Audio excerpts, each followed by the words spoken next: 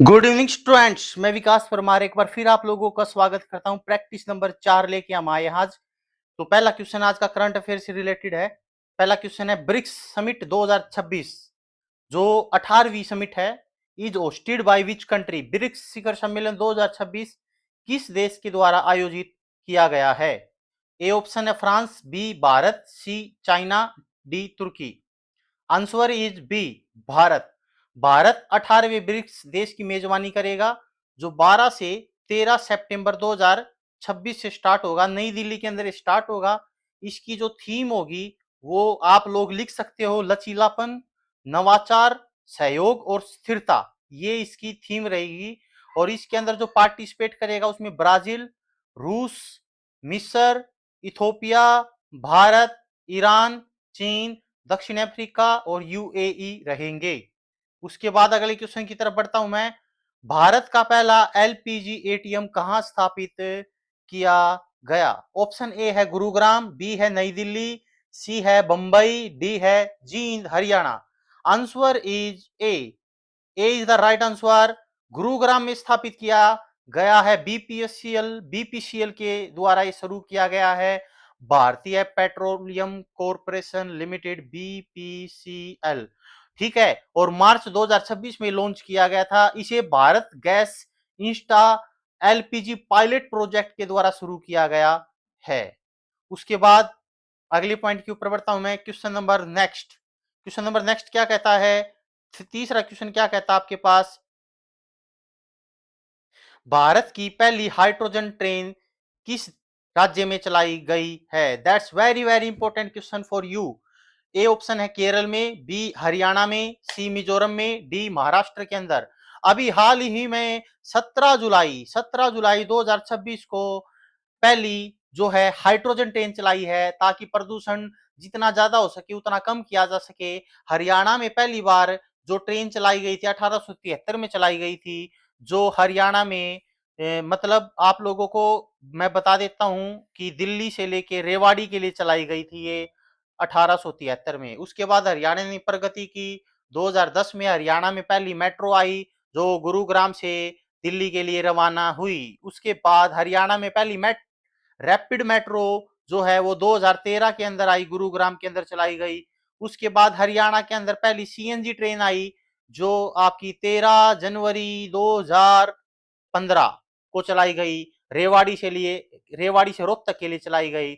और फिर थोड़ा सा और प्रगति की तो हरियाणा ने पहली मतलब सौर ऊर्जा द्वारा संचालित ट्रेन चलाई दिल्ली से लेके गुरुग्राम के लिए, और ये चलाई 10 जुलाई 2017 को, 10 जुलाई 2017 को। और अभी हाल ही में 17 जुलाई 2026 को हरियाणा ने पहली हाइड्रोजन ट्रेन चलाई है पूरे के पूरे भारत की।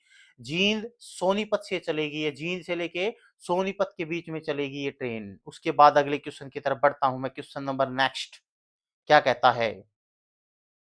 विश्व आर्थिक मंच डब्ल्यूईएफ की वार्षिक बैठक कहां आयोजित की जाती है। A option Cebu Philippines, B Ankara Turkey, C Davos Switzerland, Bishkek Kyrgyzstan. Answer is C Davos के अंदर ये की जाएगी। डब्ल्यूईएफ का मतलब होता है वर्ल्ड इकोनॉमिक फोरम, ठीक है। इसका हेडक्वार्टर की बात करता हूं तो मैं जनेवा स्विट्जरलैंड के अंदर इसका हेडक्वार्टर है। और इसकी कौन सी बैठक है, 56वीं बैठक है, याद रखना बच्चों इतना।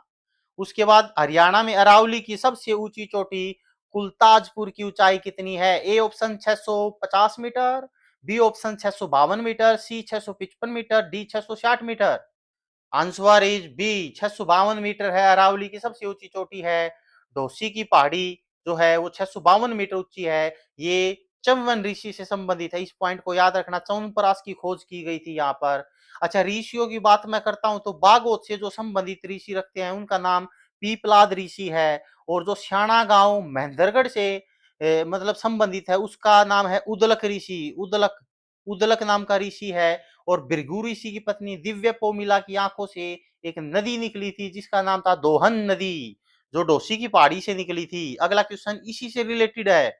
दोहन नदी किस पहाड़ी से निकलती है। ए ऑप्शन मोरनी की पहाड़ियां, बी डोसी की पहाड़ियां, सी तोशाम की पहाड़ियां, डी शिवाली की पहाड़ियां। आंसर इज डोसी की पहाड़ी। दोहन नदी के बारे में अगर आपसे कोई क्वेश्चन कहा जाए कि दोहन नदी मौसमी नदी है और ये साहिबी के साथ मिलकर बहती है, मतलब साहिबी की सहायक नदी है। और 50 किलोमीटर बहने वाली नदी के बारे में बात करते हैं तो वो दोहन नदी है। उसके बाद अगले क्वेश्चन की तरफ बढ़ता हूं मैं। क्वेश्चन नंबर नेक्स्ट, पानीपत की जो है तीसरी लड़ाई, पानीपत की तीसरी लड़ाई किस किस के बीच में लड़ी गई थी, कब लड़ी गई थी तीसरी लड़ाई? तो तीसरी लड़ाई कब लड़ी गई थी? तो 1761 के अंदर लड़ी गई थी, 1761। ठीक है, see A option is the right answer. पहली लड़ाई कब लड़ी गई थी? 1526 में। पानीपत की दूसरी लड़ाई 1556 में। ये इंपॉर्टेंट है, ये मैं आपको पहले भी बता चुका हूं। ठीक है, उसके बाद अगले क्वेश्चन की तरफ बढ़ता हूं। क्वेश्चन नंबर नेक्स्ट, प्रसिद्ध उर्दू कवि अल्ताफ हुसैन अली के गुरु का नाम? A option Mirza Ghalib, B Akbar, C Bairam Khan, D Ibrahim Khan Gardi. Answer is Mirza Ghalib. Urdu भाषा के कवि थे अल्ताफ हुसैन अली। अल्ताफ हुसैन अली का जो जन्म है वो 1837 में हुआ था। ठीक है, उसके बाद इनके बारे में और मैं बात करता हूं। पानीपत, मतलब ये जो आपका क्या नाम है इनका, अल्ताफ हुसैन अली, इनका घोषणा पत्र था उर्दू भाषा का जिसका नाम था मुकद्दम ए शेर ओ शायरी। ठीक है, और अंग्रेजी सरकार के द्वारा इनको दी गई उपाधि जो थी वो थी रामसुल उलेमा। उसके बाद अगर अगले क्वेश्चन की तरफ बढ़ता हूं मैं, तो पानीपत तापीय विद्युत उत्पादन संयंत्र की स्थापना क्षमता कितनी है?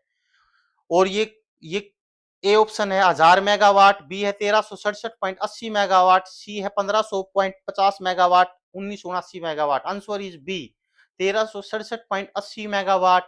ये जो है 1979 में स्थापित की गई थी, आसण नाम के गांव के अंदर स्थापित की गई थी। और 1979 में ही मैंने आपको बताया था कोई स्काई लॉर्क नाम का पर्यटन स्थल की स्थापना की गई थी पानीपत के अंदर ही। मेवात विकास बोर्ड की स्थापना कब होती है? मेवात विकास बोर्ड की स्थापना A option 1980, B option 1994, C option 1998, D option 2000। Answer is A, Mewat Vikas board की स्थापना 1980 के अंदर होती है। किसी को कोई दिक्कत नहीं होनी चाहिए। बेटी बचाओ बेटी पढ़ाओ योजना की शुरुआत कब हुई थी? 22 जनवरी 2015 को हुई थी। सुकन्या समृद्धि योजना, खाता योजना की शुरुआत भी इसी दिन हुई थी। अगला क्वेश्चन, हरियाणा में पहली सीएनजी ट्रेन रोहतक से रेवाड़ी कब शुरू की गई? कोई दिक्कत नहीं होनी चाहिए आप लोगों को ये। ए ऑप्शन 13 जनवरी 2015, बी 21 जून 2010, सी 10 जुलाई 2017, डी 14 नवंबर 2013। A answer is right answer, जो है 13 जनवरी 2015 को पहली सीएनजी ट्रेन चलाई गई थी, compressed natural gas, CNG full form. Haryana का सबसे छोटा वन्य जीव अभ्यारण्य छिलछिला, ये Chhilchhila. A option Kurukshetra, B Yamunanagar, C Jhajjar, D Panchkula. Answer is Chhilchhila is in Kurukshetra and it is established in 1986। 1986 में छिलछिले की स्थापना हुई थी। कालेसर जो है वो यमुनानगर के अंदर है, जो 2000 में स्थापित किया गया था। ठीक है, वन्य प्राणी अभ्यारण्य था। उसके बाद भौंकने वाले हिरण मिलते हैं कालीसर के अंदर। अब याद रखना, एक अबूब शहर पूछा जाएगा। अबूब शहर कहां पर है? सिरसा के अंदर है, पक्षियों के लिए प्रसिद्ध है, 1987 में स्थापित किया गया था। उसके बाद भिंडावास पूछेगा झज्जर में, 1986 में बता देना। वीर शिकारगढ़ वन्य जीव अभ्यारण्य पंचकुला के अंदर बता देना। खोल ही रहतान पंचकुला में 2007 में स्थापित हुआ था, बता देना। उसके बाद खप्पड़वास 1987 में झज्जर के अंदर बता देना। नार वन्य जीव अभ्यारण्य रेवाड़ी में बता देना। हिरण उद्यान हिसार के अंदर है, 1970 में बता देना। और महम हिरण उद्यान रोहतक के अंदर है। बहुत ही अच्छी बात है। उसके बाद अगले क्वेश्चन की तरफ बढ़ता हूं मैं। तितर फ्रैक्लोलिन प्रजनन केंद्र, तितर फ्रैक्लोलिन प्रजनन केंद्र कहां पर है? तो ऑप्शन है आपके पास मोरनी, पिंजौर, भोरसैदान, झाबुआ। तो आंसर आएगा मोरनी, पंचकुला के अंदर पड़ता है तितर, जिसको फ्रैक्लोलिन भी कहते हैं। चिंकारा कैरू के अंदर, लेकिन मयूर चिंकारा झाबुआ रेवाड़ी के अंदर। मगरमच्छ भोरसैदान कुरुक्षेत्र के अंदर पड़ेगा। गिद्ध संरक्षण एवं प्रजनन केंद्र पूछा जाए तो पिंजौर पंचकुला में पड़ेगा। ब्लैक बक पूछा जाए तो पीपली कुरुक्षेत्र के अंदर में पड़ेगा। और मयूर बता ही दिया मैंने आपको। और रेड जंगल फाउल पूछे तो पिंजौर के अंदर पंचकुला के अंदर पड़ेगा। ये पॉइंट याद रखना। एक बीरवारा वन्य जीव अभ्यारण्य पूछेगा, वो जींद में पड़ेगा। और सरस्वती वन्य जीव अभ्यारण्य ये तिथल और कुरुक्षेत्र की बाउंड्री पे पड़ेगा। अगला क्वेश्चन, लाइकेन सबसे अच्छे सूचक हैं वायु प्रदूषण के, जल प्रदूषण के, मृदा प्रदूषण के, ध्वनि प्रदूषण के? कई बार बता चुका हूं, लाइकेन वायु प्रदूषण के सूचक होते हैं। या जहां पे लाइकेन होगा वहां पे सल्फर डाइऑक्साइड की मात्रा नहीं मिलेगी। लाइकेन में सहजीवी संबंध होता है जो कवक और शैवाल के बीच में होता है। लाइकेन रोसेला नाम की लाइकेन से लिटमस पेपर प्राप्त किया जाता है, ये भी बताया था मैंने। निम्नलिखित में से कौन सा जल प्रदूषक नहीं है? ए ऑप्शन जस्ता, बी तांबा, सी निकल, डी सल्फर डाइऑक्साइड। बहुत बढ़िया, सल्फर डाई तो भैया जो है वो एयर के लिए रिस्पॉन्सिबल है। एयर पोल्यूटेड गैस सल्फर डाई, मैंने आपको बता दिया था ना, अम्लीय वर्षा के लिए रिस्पॉन्सिबल गैस। तो वायु को प्रदूषित करेगी सल्फर डाइऑक्साइड, नाइट्रोजन डाइऑक्साइड। जस्ता, तांबा और निकल ये पानी को प्रदूषित करेंगे, पानी को, वाटर को प्रदूषित करेंगे। और वाटर को प्रदूषित के लिए चेक किया जाता है बीओडी। बीओडी का मतलब ये इसकी यूनिट होती है प्रदूषण को मापने की इकाई। बीओडी का मतलब होता है बायोलॉजिकल ऑक्सीजन डिमांड। जितनी ज्यादा ऑक्सीजन कम होगा पानी के अंदर उतना ज्यादा प्रदूषित पानी पाएगा। कौन कौन प्रदूषित करता है लिख लो। जस्ता करता है, तांबा करता है, निकल करता है, फ्लोराइड करता है, यूरेनियम करता है, आर्सेनिक करता है। एक क्वेश्चन आता है कि भूमिगत जल को प्रदूषित करने वाला सबसे ज्यादा कौन सा? आर्सेनिक। अजैविक प्रदूषण होता है ये। वेस्ट बंगाल में सबसे ज्यादा प्रदूषित है आर्सेनिक द्वारा। और जैविक मरुस्थल नदी पूछी जाए तो दामोदर को बताओगे आप लोग। अगले क्वेश्चन के ऊपर आता हूं मैं, क्वेश्चन नंबर 17। निम्नलिखित में से कौन सा वायु प्रदूषक ऑक्सीजन की अपेक्षा अधिक शीघ्रता से रक्त में हीमोग्लोबिन में घुल जाता है? कई बार बता चुका हूं ये। पैन, कार्बन डाइऑक्साइड, कार्बन मोनोऑक्साइड और ओजोन। बिल्कुल right answer C, carbon monoxide सबसे ज्यादा मतलब ऑक्सीजन से भी ज्यादा तेजी से घुलता है हीमोग्लोबिन के अंदर। और एक हीमोग्लोबिन शरीर में 4 ऑक्सीजन लेके जाता है, ये भी बताया था। और खून का रंग हीमोग्लोबिन के कारण लाल होता है। पत्तों का हरा रंग क्लोरोफिल के कारण, पत्तों का पीला रंग कैरोटीन के कारण, मूत्र का पीला रंग यूरोक्रोम के कारण, गाजर का रंग लाल बीटा कैरोटीन के कारण, टमाटर का रंग लाल लाइकोपिन के कारण, और भाई साहब हमारी त्वचा का कलर मेलानिन के कारण बनता है। बहुत बढ़िया, अगले क्वेश्चन की उत्तर पढ़ता हूं मैं। निम्नलिखित में से कौन सा वायु प्रदूषण सर्वाधिक हानिकारक है? तो हानिकारक तो कार्बन मोनोऑक्साइड है, बताया था आप लोगों को। कार्बन मोनोऑक्साइड, डी आंसर आएगा इसका, कोई दिक्कत नहीं है। अगला क्वेश्चन ये मिलान करना आप लोगों को। छठेतेस्कोप, स्फिग्नोमेनोमीटर, कैरोटोमीटर, लक्समीटर। छठेतेस्कोप तो डॉक्टर आओगा कान्ना में 2 लीड इसी का ले पाओगा, हार्ट बीट चेक करेगा। इसका मतलब हृदय की ध्वनि सुनने के लिए तो स्टेथोस्कोप हो गया। फिर डॉक्टर आओगा हाथ को बांधेगा और दबाओगा, उसको बोलते हैं स्फिग्नोमेनोमीटर, बीपी चेक करोगे उससे। रक्तचाप के लिए हो गया, ठीक है। तो इनका दोनों का तो हो गया, कैरोटीमीटर और लक्समीटर। लक्समीटर जो होता है, ये लक्समीटर और सोने की शुद्धता, ठीक है, इसको मिलान करो। पहला तो आपको A3 के साथ मिला दो, A3 के साथ, A3 के साथ किसमें है? सी के अंदर है। और जो है आपका B4 के साथ, ये हो गया। और उसके बाद है आपका कैरोटोमीटर, कैरोटीमीटर है 2, सोने की शुद्धता मापोगे। और लक्समीटर से प्रकाश की इंटेंसिटी मापोगे, तीव्रता मापोगे। मिला देना इसको, ठीक है। अगले क्वेश्चन की तरफ बढ़ता हूं। भारतीय संसद किस रीति प्रशासन पर नियंत्रण रखती है? मतलब भारतीय संसद किस तरीके से प्रशासन पर नियंत्रण रखती है? तो भैया ए ऑप्शन, संसदीय समितियों के माध्यम से, विभिन्न मंत्रालय की परामर्शदात्री समितियों के माध्यम से, प्रशासकों से आवधिक प्रतिवेदन भिजवाकर, और कार्यपालिका को रिट जारी करने के लिए बाध्य कर संसदीय समिति के द्वारा की जाती है, ठीक है। कंट्रोल, अगर जैसे फॉर एग्जांपल आप लोगों ने सुना होगा कि भैया लोक वित्त पर नियंत्रण करना, जैसे पैसे को पर नियंत्रण करने के लिए 3 समितियां होती है, जिसमें एक होती है लोक लेखा समिति, ठीक है, एक होती प्राकलन समिति, एक होती है आपकी सरकारी उपक्रम समिति। याद रखना, इनमें सबसे बड़ी समिति होती है प्राकलन समिति, जिसमें 30 सदस्य होते हैं। याद रखना इस पॉइंट को, ठीक है। 30 सदस्य होते हैं और सभी के सभी राज्यसभा के सदस्य होते हैं। इसमें 22 सदस्य होते हैं लोक लेखा समिति में। इस लोक लेखा समिति को कैग की छोटी बहन के रूप में जाना जाता है, ठीक है। और प्राकलन समिति में भी 22 सदस्य होते हैं। इन दोनों में 22-22 होते हैं, 15 लोकसभा से और बाकी बचे हुए 7 राज्यसभा से होते हैं, ठीक है। सरकारी उपक्रम समिति का कार्यकाल 1 साल का होता है। प्राकलन समिति सबसे बड़ी समिति, इसका भी कार्यकाल 1 साल का होता है। और आपकी जो लोक लेखा समिति है, इसको कैग की छोटी बहन के नाम से जाना जाता है। और लोक लेखा समिति का अध्यक्ष हमेशा विपक्ष का नेता होता है, और कोई भी मंत्री इसके सदस्य नहीं होते लोक लेखा समिति के, ठीक है। अगला क्वेश्चन, निम्नलिखित में से कौन सी सबसे बड़ी संसदीय समिति है? तो बता दिया मैंने, आप प्राकलन समिति सबसे बड़ी है। प्राकलन बी सबसे ज्यादा, क्योंकि 30 सदस्य हैं, सभी के सभी राज्यसभा से, और 1 वर्ष का कार्यकाल, और सबसे बड़ी हो गई है, ठीक है। अगला क्वेश्चन, भारतीय राजनीति के संदर्भ में निम्नलिखित में से कौन सा कथन सही है? योजना आयोग की जवाबदेही संसद के प्रति है। योजना आयोग की जवाबदेही संसद के प्रति ना बाबा ना, गलत बात। राष्ट्रपति संसद के किसी सदन के सत्राधीन न होने पर अध्यादेश जारी कर सकता है। बिल्कुल सही बात है।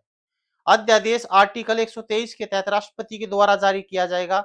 कब जारी किया जाएगा? या तो कोई भी सत्र न चल रहा हो, मानसून सत्र, बजट सत्र, शीतकालीन सत्र, किसी भी सत्र का कोई भी सत्र न चल रहा हो, ठीक है, तब राष्ट्रपति अध्यादेश जाता है, एक सदन के सत्राधीन होने पर भी। अच्छा, एक चीज याद रखना, मान लो लोकसभा तो है, लोकसभा की तो बैठक चल रही है, अब राज्यसभा की बैठक नहीं चल रही, मतलब इनके सत्र नहीं चल रहे, इस चीज के चल रहे हैं, तो भी अध्यादेश जारी किया जा सकता है। तो अध्यादेश की दो कंडीशन होती है। पहली कंडीशन तो कोई भी किसी प्रकार का सत्र ही नहीं चल रहा हो, मानसून सत्र, बजट सत्र, शीतकालीन सत्र, ये तीन प्रकार के सत्र होते हैं, इनमें से कोई सत्र नहीं चल रहा हो। याद रखना, किन्हीं भी दो सत्रों के बीच में 6 महीने का डिफरेंस नहीं होना चाहिए, और साल में कम से कम 2 सत्र बुलाने जरूरी होते हैं, और सत्रों को आहूत करना राष्ट्रपति का अधिकार होता है। आहूत का मतलब बुलाने का, और संसद के सत्र को स्थगित करने का काम भी राष्ट्रपति का होता है, ठीक है। लेकिन अनिश्चित काल के लिए स्थगित बोल दिया जाए ना, तब लोकसभा का अध्यक्ष तो लोकसभा में, राज्यसभा का सभापति राज्यसभा में करेगा,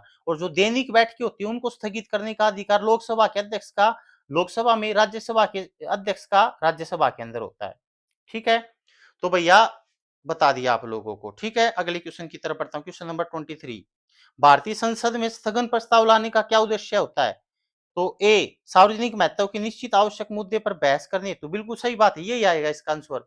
मतलब कोई भी, मान लो कोई चर्चा चली हुई है किसी भी विधेयक के ऊपर, और सार्वजनिक महत्व का कोई मुद्दा आ गया, सबके भले के लिए, पूरे के पूरे देश के भले के लिए वो मुद्दा आ गया, तो जो अभी जिसके ऊपर चर्चा चली हुई ना, जिस विधेयक के ऊपर, उसको वहीं पे रोक दिया जाएगा, उसको स्थगित कर दिया जाएगा, और दूसरे जो सार्वजनिक मुद्दा उसके ऊपर बहस शुरू कर दी जाएगी। लेकिन उसके लिए एक प्रस्ताव लाना पड़ेगा, उसी प्रस्ताव को बोला जाएगा स्थगन प्रस्ताव, ठीक है। एक होता निंदा प्रस्ताव, और एक होता है अविश्वास प्रस्ताव। दो पॉइंट भी याद रखना, निंदा प्रस्ताव किसी एक मंत्री के खिलाफ लाया जाएगा, अविश्वास प्रस्ताव पूरी की पूरी मंत्री परिषद के खिलाफ लाया जाता है, ठीक है। और एक होता है आपका पास धन्यवाद, ये धन्यवाद प्रस्ताव, ठीक है। ये धन्यवाद प्रस्ताव जो होता है वो राष्ट्रपति के लिए लाया जाता है, लोकसभा व राज्यसभा में, उसको धन्यवाद करने के लिए, ठीक है। आज के लिए इतना ही, मिलते हैं एक ब्रेक के बाद, तब तक दुआओं में याद रखना। Thank you.